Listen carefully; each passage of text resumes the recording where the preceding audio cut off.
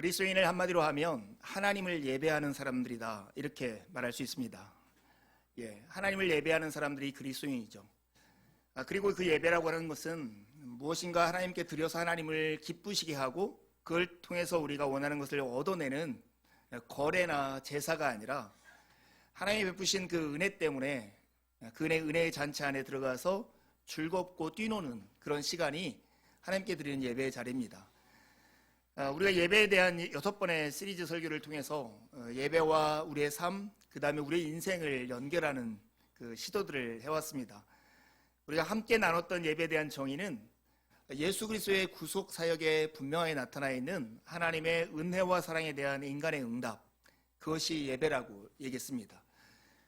하나님의 사랑과 은혜에 대한 인간의 응답이 예배라면 우리의 일평생도 예배가 될 수 있고 오늘 하루의 삶도 예배가 될 수 있습니다. 하나님의 사랑과 은혜를 기억하여서 그것을 감사하고 하나님을 찬양하고 그 주신 은혜에 응답함으로써 우리가 살아간다면 그것이 바로 예배의 삶이 되는 것입니다. 그래서 일평생의 삶이 예배가 되는 그런 삶의 모델로서 야곱의 삶을 살펴보았습니다. 야곱의 인생을 한마디로 하면 온전한 예배자로 지어져 가는 과정이다, 이렇게 말할 수 있습니다. 그렇다면 우리가 이런 질문을 할 수 있죠. 야곱이 온전한 예배자로 이렇게 지어져 갔다면 그 예배의 마침, 온전한 예배자로서의 그 모습을 특징적으로 말한다면 그 한마디가 뭘까? 그것은 타인을 사랑할 수 있는 마음, 다른 사람을 복을 빌어주며 복을 끼칠 수 있는 사람. 신약적으로 얘기하면 하나님의 사랑에 대한 응답의 가장 정점은 이웃을 사랑하는 걸 통해서 드러나기 마련입니다. 그래서 예배의 마침표는 이웃 사랑이고 그것을 다른 말로 하면 타인에게 복이 되는 삶을 사는 것, 그것이 예배의 마침표입니다. 어떤 한 사람이 하나님의 은혜와 사랑이 너무나 커서 그 은혜와 사랑에 대해서 감격하면서 하나님께 반응한다 할 때 그 진정성을 우리는 무엇에서 확인할까요? 100데나리온 빚진 자, 1만 달란트 빚진 자, 그 비유에서 우리가 알 수 있듯이 1만 달란트 빚을 탕감받은 그 감사가 있는 사람만이 100달란트 빚진 자를 탕감할 수 있고, 그 사람은 100데나리온의 빚을 탕감해 줌으로써 자기가 받은 그 은혜와 복이 진실되다라고 하는 것을 표현해내는 것처럼 우리는 이웃을 사랑함을 통해서 하나님의 사랑과 은혜에 대한 우리의 응답이 진정성이 있다라고 하는 것을 드러낼 수 있습니다. 이웃을 사랑하는 것, 타인을 너그럽게 대하는 것, 타인에게 복이 되는 삶을 사는 것, 그것이 우리가 드리는 예배의 형식 안에 들어와 있습니다. 그것이 예배 용어로 말하면 평화의 인사라고 하는 것입니다. 평화의 인사. 보통 평화의 인사는 전통적으로 설교와 성찬 사이에서 서로 교우들끼리 인사하면서 평안을 비는 그런 의식이 평화의 인사입니다. 보통 형제와 자매에게 하나님의 그리스도의 평화가 임하기를, 이런 형식으로 복을 빌면서 인사를 하는 것입니다. 우리는 이제 예배를 마치고 축도를 한 다음에 주로 그 인사를 하죠. 오늘은 예배 중에 한번 해볼까요? 앞뒤를 돌아보면서 옆을 보면서 형제 자매에게 그리스도의 평화가 있기를 바랍니다. 이렇게 눈을 마주치면서 한번 인사해 보겠습니다.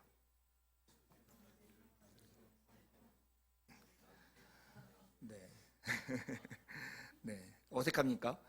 네. 이 인사의 의미는 그냥 단순한 형식적인 게 아니라 주님께서 우리를 용서하시고 우리를 받아주신 것처럼 우리도 누군가를 용서하고 받아주겠다는 결단이고 그런 고백과 같은 것입니다.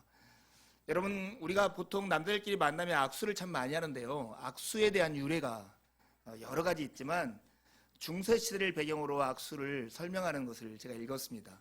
주로 이런 거죠.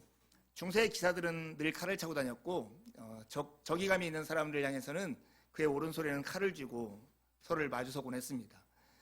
내가 더 이상 저 사람에게 적이감을 갖지 않고 환대하고 친구로 대하겠다 하면 칼을 쥔 손을 빈손으로 만들고 서로가 그 빈손을 마주 잡는 걸 통해서 난 당신의 친구이고 당신을 환대하겠다 하는 말을 표현했던 것입니다. 마치 평화의 인사는 그것과 같습니다. 내 옆에 있는 형제, 그 자매가 나의 이웃이고 나의 친구이고 동일한 하나님의 사랑을 받은 자로서 내가 그에게 더 이상 적의가 없고 환대하며 나의 가슴으로 품고 모자란 그 모습 그대로를 받아주겠다라고 하는 결단의 행위입니다.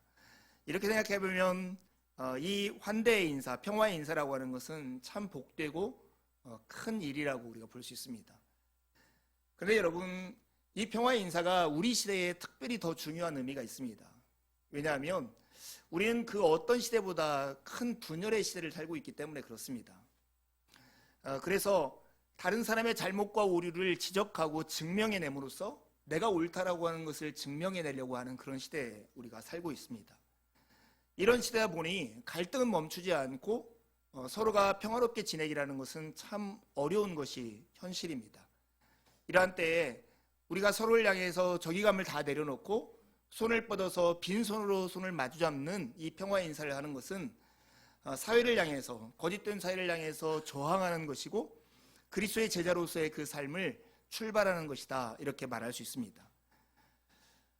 하지만 현실 속에서 우리가 서로에게 평화의 인사를 하고 평화롭게 지내기라는 것은 쉽지 않습니다. 왜냐하면 인간 안에는 죄성이 있기 때문에 그렇죠. 인간의 마음 안에는 하나님이 아니고는 채울 수 없는 마음의 빈자리들이 있습니다. 그 빈 공간을 채울 수 없기 때문에 인간은 무엇인가 욕심을 내어서 그것들을 채우려고 합니다. 힘이 있는 사람들은 폭력을 사용해서 그 욕심을 채우고, 힘이 없으면 속여서 빼앗음으로써 그 빈자리를 채우려고 했습니다. 그러다 보니 갈등과 다툼이 멈추지 않는 것이 우리가 살아가는 세상의 현실인 것입니다. 특별히 이 갈등과 다툼이 어디서 일어나냐면 멀리 있는 사람, 난 모르는 사람하고 일어나는 게 아니라 일상에서 늘 마주치고 서로 연대해서 살아가야 하는 사람들 사이에서 그 일이 일어난다는 것이 문제입니다. 이번 주 책을 읽는데 어떤 여자 사역자인데 평화운동을 굉장히 많이 하시는 분이 자기 자신을 이렇게 설명했습니다. 나는 남편에게 고함을 지르는 평화주의자다. 나는 남편에게 고함을 지르는 평화주의자다. 이렇게 역설적인 표현이 있을까요? 남성들을 위해서 이렇게 표현을 해볼까요? 나는 아내에게 고함을 지르는 평화주의자다. 굉장히 내가 아내를 사랑한다고 하고 아내를 위한다고 하고 나는 평화를 소원한다고 하면서도 아주 사소하고 자그마한 일로 소리를 지르고 화를 내는 것이 우리의 현실이라는 것입니다.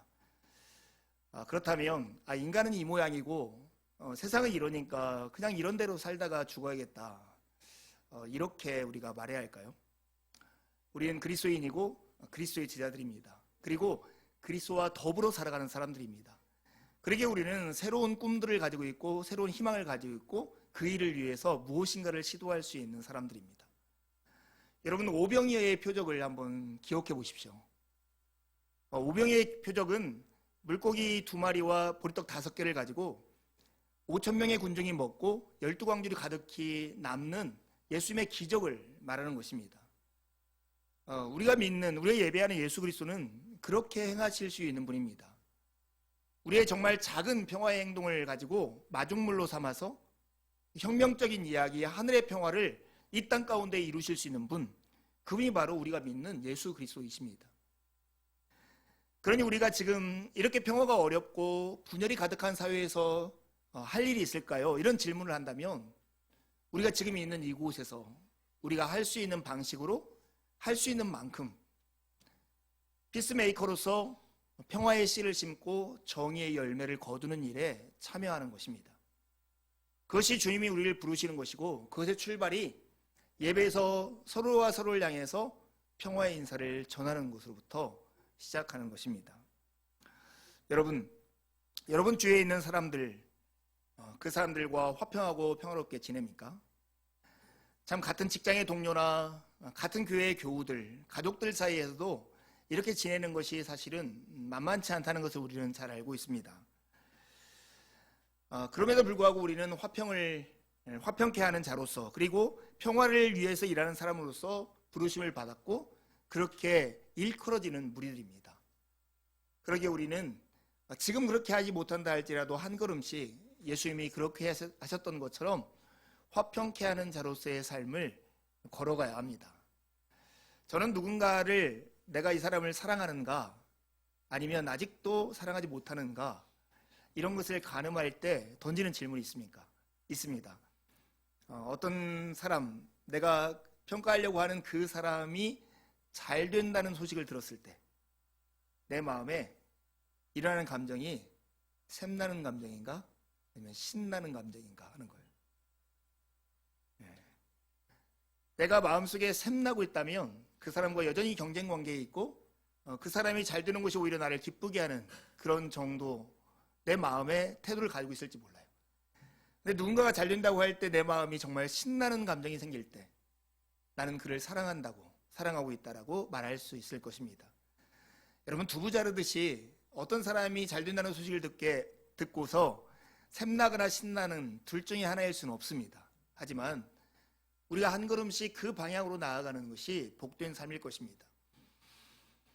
여러분, 한 사람의 일생이 정말로 평화의 사도가 되는, 화평케 하는 사람이 되는, 하나님의 은혜와 사랑에 대한 응답으로서 이웃을 사랑하는 사람이 되는 그런 과정이라고 할 때 오늘 본문에 나타난 야곱의 삶은 그 예배자의 정점이라고 말할 수 있습니다.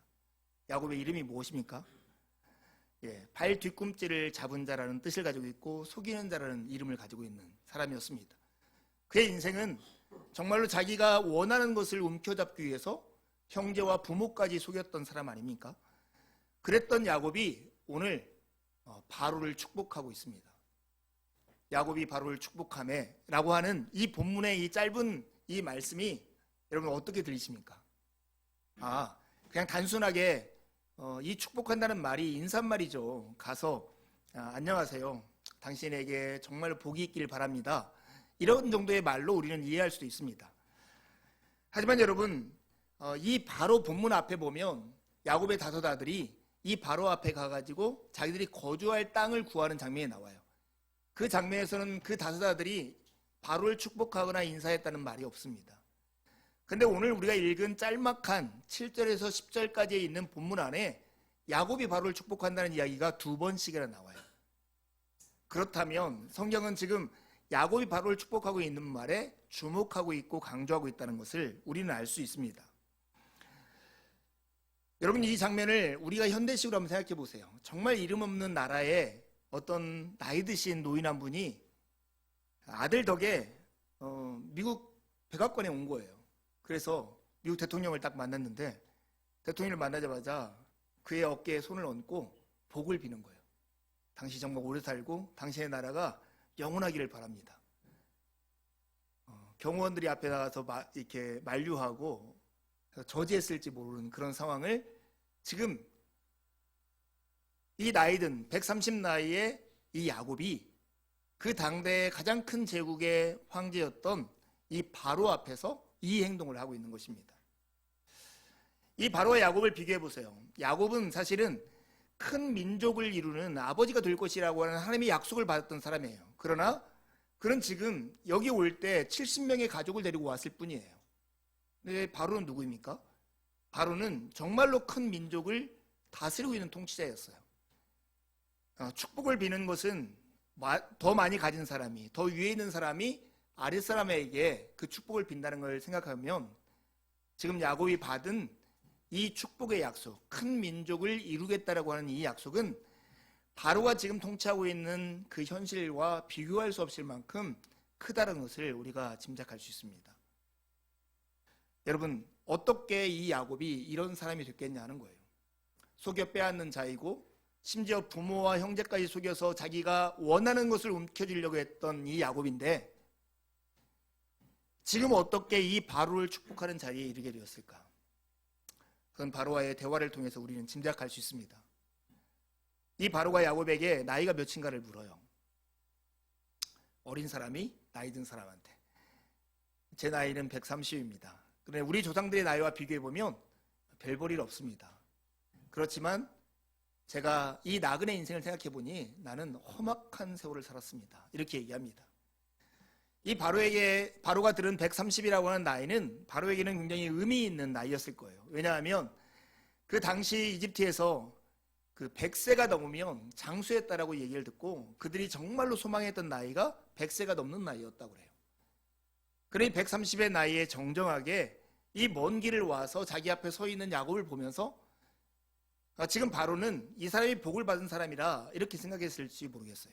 근데 야곱은 자기 인생을 어떻게 얘기하냐면 나그네 길이었고 험악한 세월을 살았다는 거예요. 여러분, 속여 빼앗던 이 야곱이 축복하는 자가 되었는데 그가 살았던 삶을 이렇게 반추해 봤더니 나그네 길이었고 험악한 세월이었대요. 이걸 여러분 연결해 보면 어떻게 바로는 속여 빼앗는 자가 축복하는 자가 되었고 다른 사람 것을 빼앗아 움켜쥐렸던 자가 자기 것을 내어주는 복을 비는, 복을 끼치는 사람이 되었을까? 그 대답이 바로 이 험악한 세월에 있다고 생각합니다. 하나님은 그의 나그네 세월, 이 험악한 세월을 통해서 그를 이렇게 빚으신 것입니다. 복을 움켜쥐려고 부모 형제까지 속였던 그가 이제 타인을 축복하는 사람이 된 것, 그것이 바로 이 나그네 인생 130년 동안 그 험악한 세월을 지나면서 그가 경험했던 것이라는 것이 분명한 사실일 것입니다. 야곱이 이렇게 되었던 것, 그가 뜻하고 계획한 대로 되었기 때문일까요? 그렇지 않았습니다. 야곱은 자기가 원하는 대로 뜻하는 대로 되었을 때마다 고난과 어려움과 역경을 직면했습니다. 그런데 막다른 길에 있을 때 하나님께 호소하고 하나님께 매달릴 때 그제서 하나님께서는 그가 볼 수 없고 보이지 않던 그 세상을 향한 문을 열어주셨고 거기에서 자기가 어떻게 할 수 없는, 자기의 힘으로 감당할 수 없는 세계가 있다는 것을 발견하고 그 세계로 자기의 삶을 들여놓은 것입니다. 그게 야곱의 변화였습니다. 내가 만든 가능성, 내가 할 수 있는 능력으로 이룬 세상이 아니라 나의 세계를 뛰어넘는 하나님의 세계, 하나님의 능력, 하나님의 일하심 가운데 자기의 삶을 던져 넣을 때 경험하는 빚어진 존재, 그게 바로 야곱이었던 것입니다. 여러분, 우리가 그리스도인으로서 성장하고 복되게 되는 과정은 내가 원하는 대로, 내가 기도하는 대로 이루어졌기 때문에 되는 것이 아닙니다. 오히려 나의 뜻대로 되지 않고 나의 실패가 오히려 하나님의 세계를 향해서 눈을 뜨게 하고 그 세계를 바라보게 하고 소망하게 하고 우리를 거기 안으로 들어가게 함으로써 그런 일이 이루어지는 것입니다. 바울 사도가 고린도후서 11장에 보면 내가 구태여 자랑할 것이 있으면 이것을 자랑하겠다 하면서 한 고백이 바로 자기의 연약함, 자기의 약점을 자랑하겠다는 거예요. 바울은 고린도전서 15장 10절에도 내가 하나님의 은혜로 오늘의 내가 되었다라고 고백했던 것처럼 돌아보니까 나의 삶이 이렇게 빚어진 이 모습이 나의 노력과 나의 계획대로 된 것이 아니라 나의 실패에도 불구하고 오히려 실패를 통해서 나를 빚으신 하나님의 은혜로 되었다는 것을 그가 깨달았던 것입니다. 그리스도인의 큰 복 중에 하나가 이것입니다. 우리의 실패와 연약함을 자랑할 수 있다는 것입니다. 우리의 능력이 우리를 증명하거나 우리의 실력이 우리를 증명하거나 우리가 소유가 우리를 증명하는 존재가 그리스도인이 아닙니다. 그리스도인은 오히려 그 깨어지고 갈라진 틈 사이로 들어오는 하나님의 은혜가 우리가 누구인가를 증명하는 그런 존재, 그게 바로 그리스도인입니다.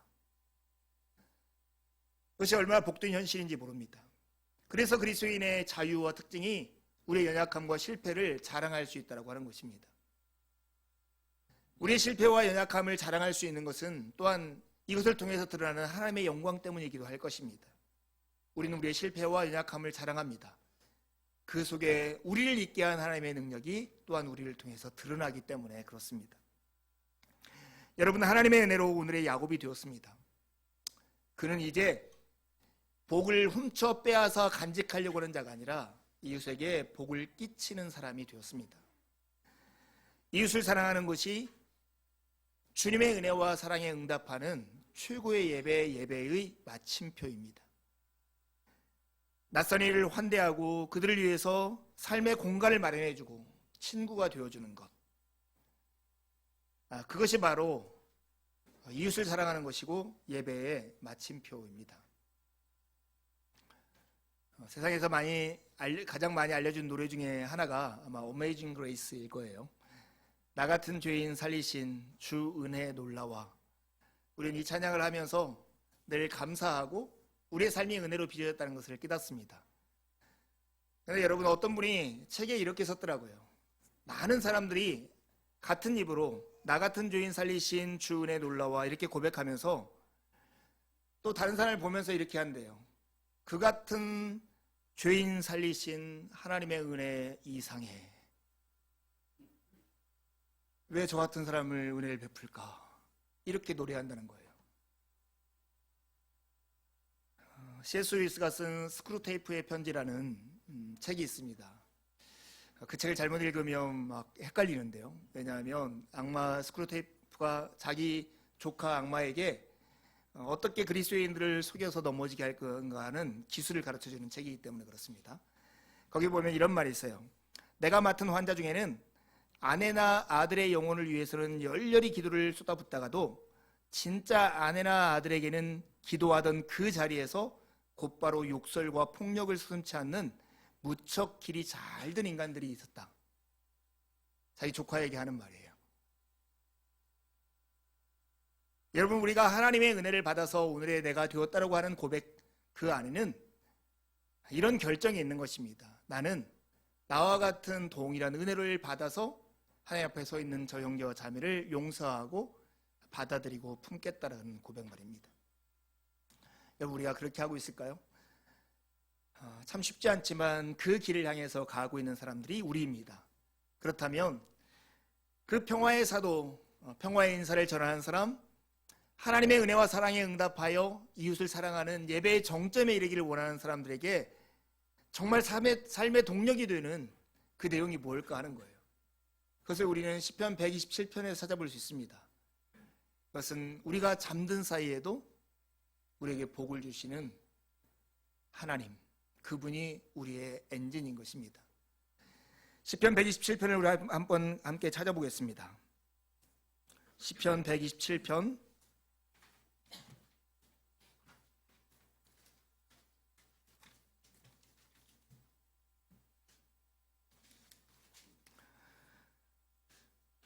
네, 1절과 2절을 한 목소리로 같이 읽겠습니다. 시작. 여호와께서 집을 세우지 아니하시면 세우는 자의 수고가 헛되며 여호와께서 성을 지키지 아니하시면 파수꾼의 깨어 있음이 헛되도다. 너희가 일찍이 일어나고 늦게 누우며 수고의 떡을 먹음이 헛되도다. 그러므로 여호와께서 그의 사랑하시는 자에게는 잠을 주시는도다. 여러분, 이 말씀은 하나님께서 무엇을 하지 아니하시면 그것은 헛되다, 헛일이다, 이렇게 말씀하는 것입니다. 집을 세우지 아니하시면 세우는 자의 수고가, 성을 지키지 아니하시면 파수꾼의 깨어 있음이 헛되다라고 말을 합니다. 여러분은 어떻습니까? 내게 누군가가 내 인생에 무엇을 하지 않으면 내 인생은 물거품이 될 거야 라고 하는 그 무엇입니까? 많은 사람들은 다른 사람이 나를 인정하지 않으면, 또는 내가 혼자 내버려 두면, 내가 무엇인가를 가지고 있지 못하면 내 인생은 헛될 거야 라는 생각들을 많이 가지고 삽니다.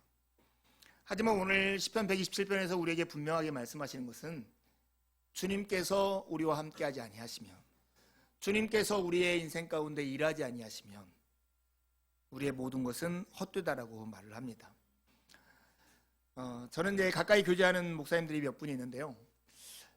그 중에 한 목사님이 몸이 굉장히 많이 아파서 지금 한 8, 9개월째 요양을 하고 있습니다.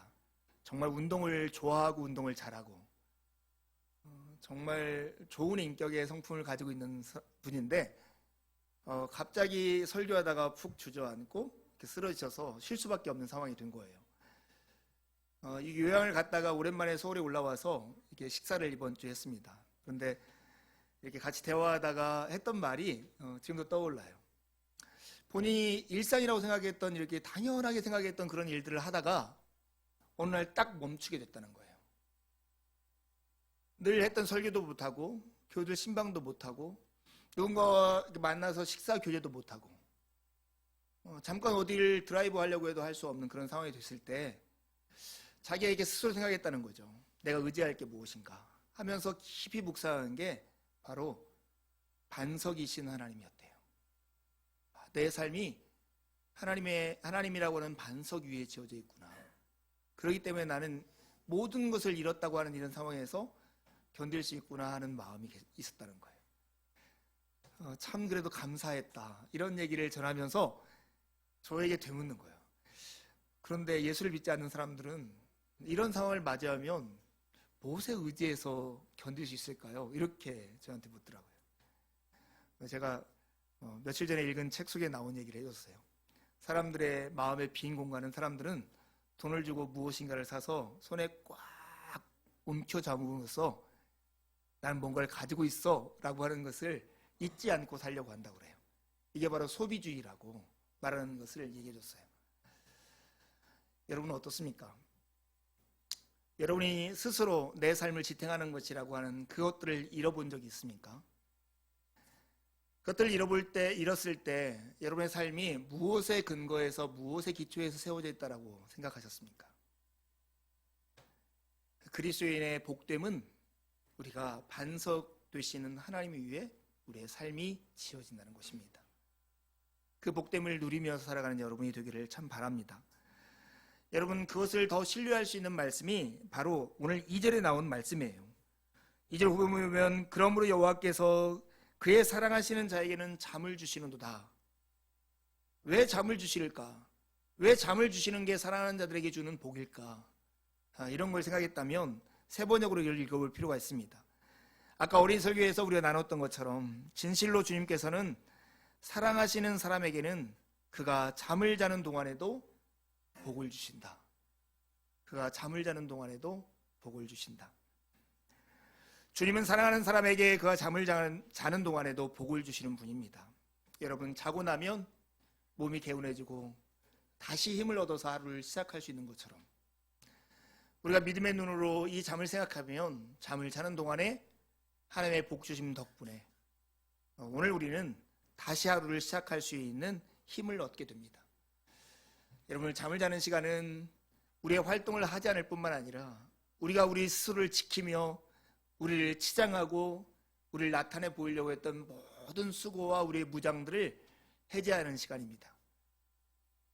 그런 해제하는 자리에서 오히려 우리가 하나님의 복을 받고 있다는 사실은 우리의 삶이 우리의 수고와 우리의 노력과 우리의 실력과 우리의 관계에만 의존되어 있지 않다는 것을 알게 합니다.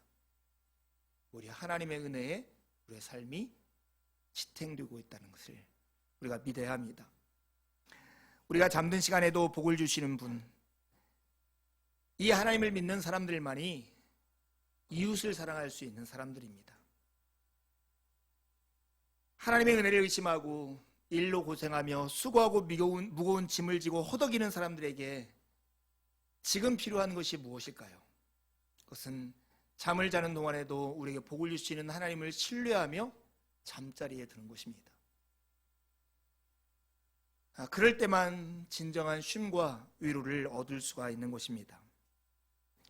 시편 90편, 이 시편은 모세의 시편이라고 나와 있습니다. 모세가 썼거나 또는 모세의 관점에서 쓰여진 시라고 말할 수 있는 거죠.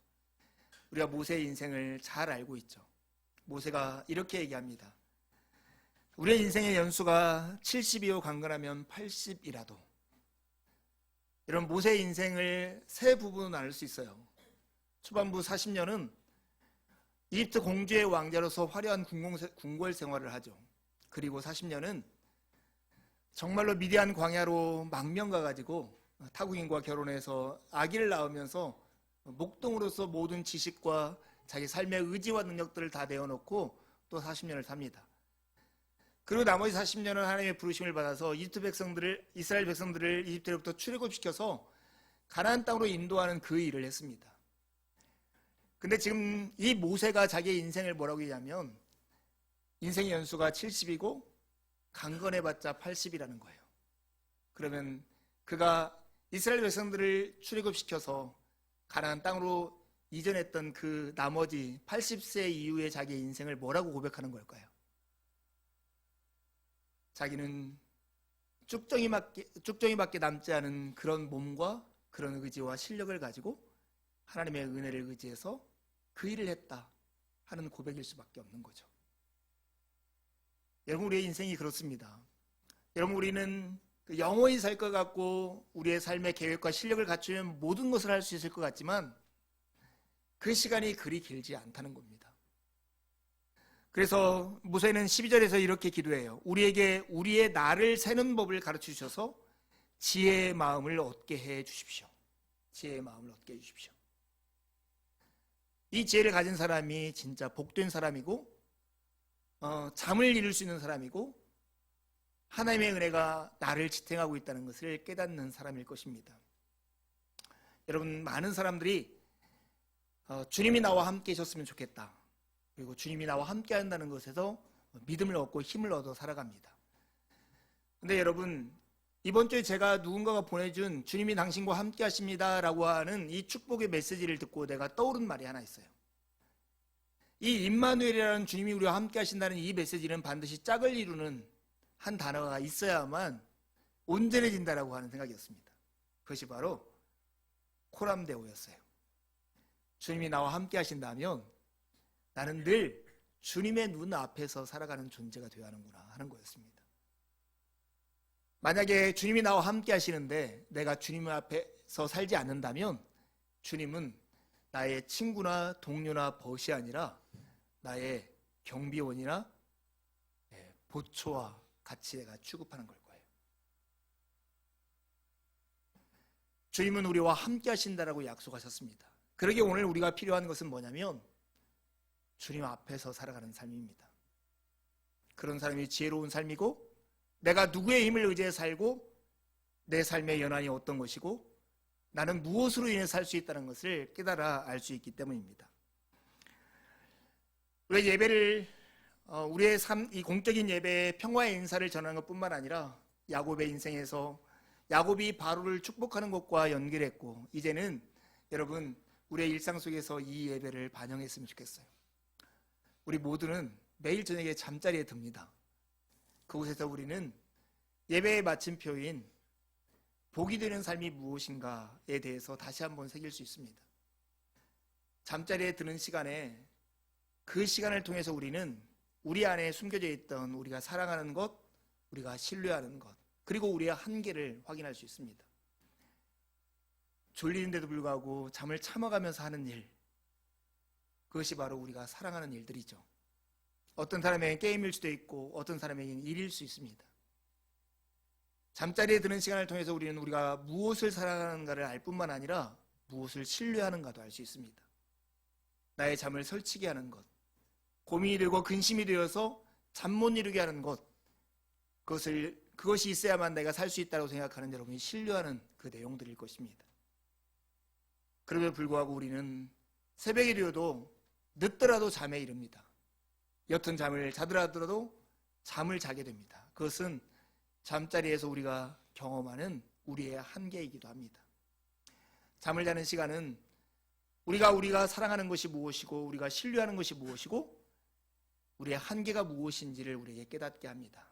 하지만 우리는 이 시간을 정말 복되게 사용할 수 있습니다.